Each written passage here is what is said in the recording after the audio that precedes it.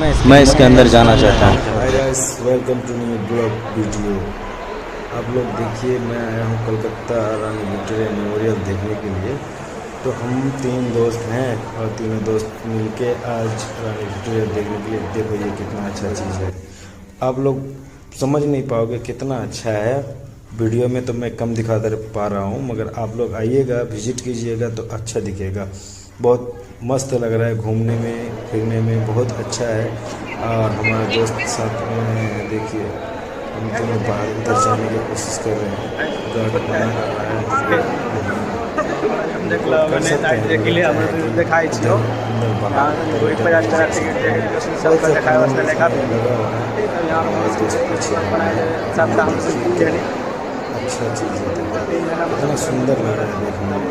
Video में तो मैं दिखा नहीं पा रहा हूँ, आप लोग आ जाइएगा एक बार कलकत्ता में। जो ये है रानी, ये रानी कलकत्ता का शान।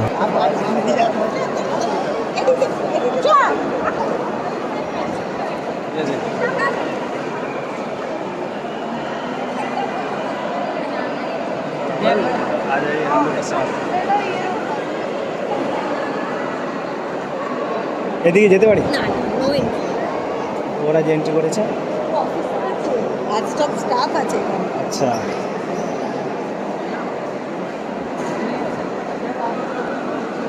बात करे चल के जरूर तोरे मुंह देखी करी। আচ্ছা।